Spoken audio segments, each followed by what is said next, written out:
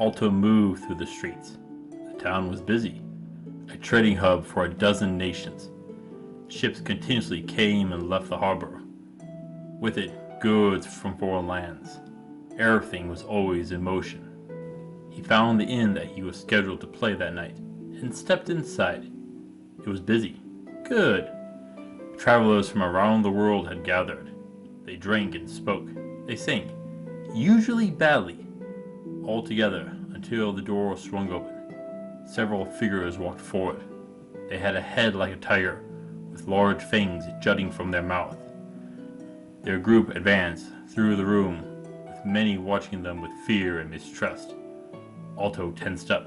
He had heard of these creatures, the Rakshasa. Alto looked about. Should he run? Welcome back to Mythical Phylogeny Adventures. I'm your guide, Jason. Today, we are looking at a race of beings that comes from Hindu mythology. Let's take a look at these dangerous folk and how to best them. The Rakshasa have several different origins in Hindu mythology. One account says that they come from the god Brahma's foot, or from his breath. Upon their creation, they attempted to eat Brahma. With help of Vishnu, the first Rakshasa were expelled to the mortal realm. Yet in other tales, they are the reincarnations of wicked humans. The Rakshasa is a type of malevolent spirit, often called a demon. They will often be compared to the Asura, a race of beings who defied the gods. The Rakshasa are said to have a beast-like face, usually like a tiger, bear, or dog. They have two large fangs that protrude from their mouths, and some accounts say that they'll have short horns. The females are referred to as the Rakshasi. There are even tales of their claws on their hands and feet being venomous. They have black or fiery hair. Their skin can appear blotchy. In the more modern era, they have been described as more feline without the small horns. They are taller than humans. They have a tendency to gather in cemeteries and steal all the milk from cows. Their king, Ravana, has 10 heads. While their form is interesting, it is their behavior which is more important. They are usually evil. They will disrupt ceremonies and destroy offerings and sacrifices. More prominent of all, they are cannibalistic and frequently eat humans, raw. No cooking. They'll either drink your blood from their cupped hands or straight from your skull like a cup. They hunt using magic. Yes, they are well documented as being masters of sorcery, flight magic, fire breathing, and most of all, illusions and shapeshifting. This is the method for battle. They'll take human form to trick people into isolation.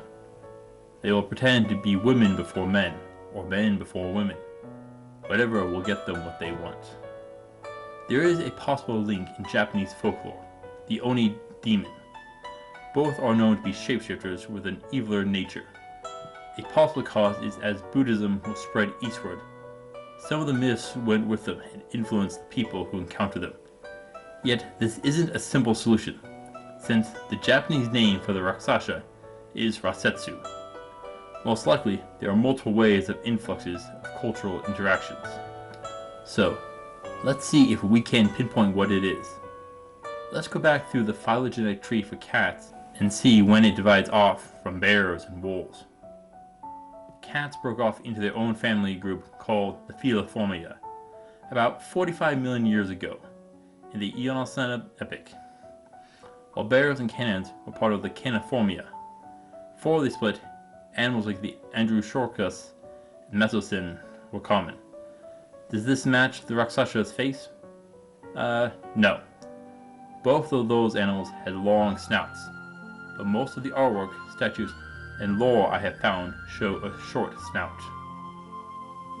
So, most likely, is derived form taken from the tigris or the sloth bear, which is found in India. That also has a protruding snout. So if we take the tiger's face and shorten the snout a little, the addition of horns would be made from hair, but not found in any predator, but inspired by cattle perhaps. But this brings us a problem. Rakshasa have an incredible sense of smell. They can pick up the smell of human blood from miles away. A wolf can pick up the scent of an animal just under 2 miles away. Tigers are a little under 2 miles as well. For bears, about 20 miles would be higher estimates, but they all have longer snouts. This opens up room for more olfactory receptors, with it more detailed sense of smell.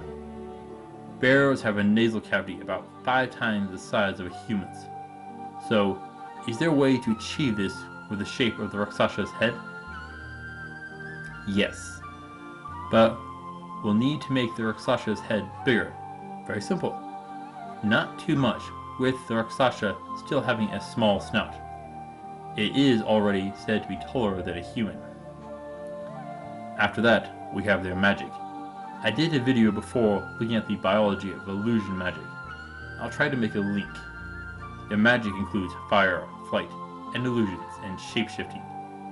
Interestingly, their magic is weaker in the day, but not absent. On the day of the new moon or no moon, they are the strongest. In Hindu mythology, the sun represents Brahma, the god which the Rakshasa originate. It could be his power which dispels their magic.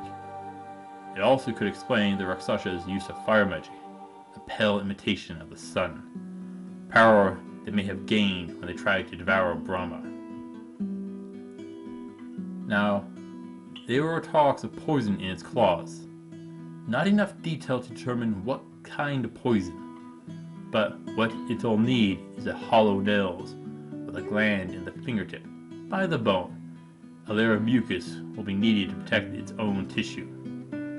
So, why the difference in appearances over the ages?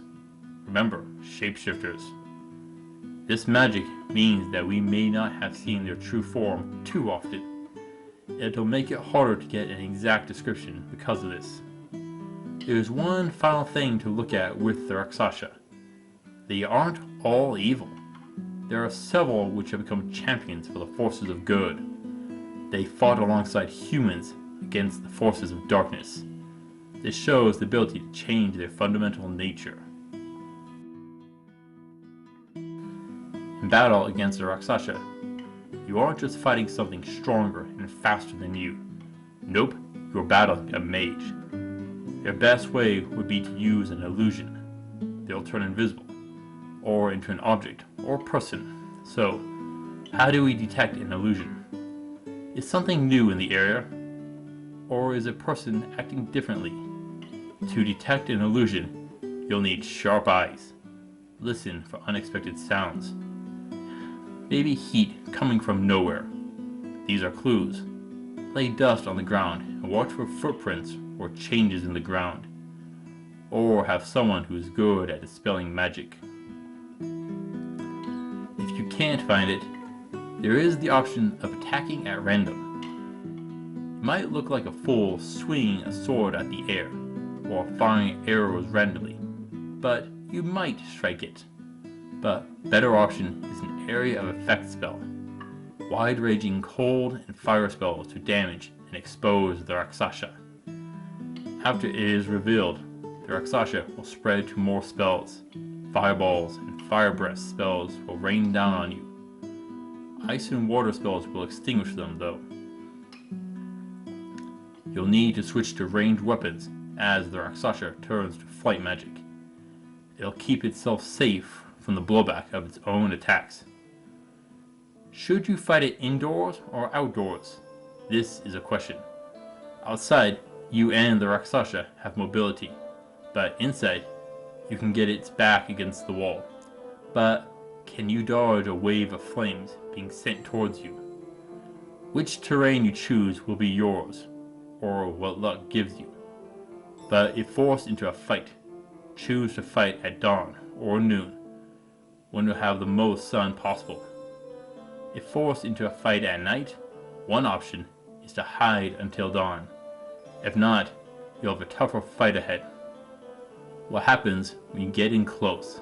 Well, it can take a swing at you with those poisonous claws. You'll need armor, gambeson or plate being best. Tough chainmail should work, but the Raksasa's strength it might get enough penetration to reach your flesh, carry an antidote, or having a cleric in your party.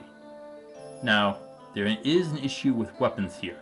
In many tales, the Rakshasa was defeated by a divine weapon given by the gods. Does this mean that only divine weapons can hurt the Rakshasa? No. There are several stories of heroes who claim victory by might and cunning alone. If you're all fighting a Rakshasa, a divine weapon, blessed with sun-based magic would be best. This should disrupt and weaken its magic to give you the best chance. But if you can't get a sun-blessed weapon, you aren't dead yet, just most likely going to die. Due to their love of disrupting ceremonies and sacrifices, you can predict when they'll act, lay a trap, and lure them in. Overall, the Rakshasa is a dangerous foe, with a 7 of 10. They are strong, smart, and cunning.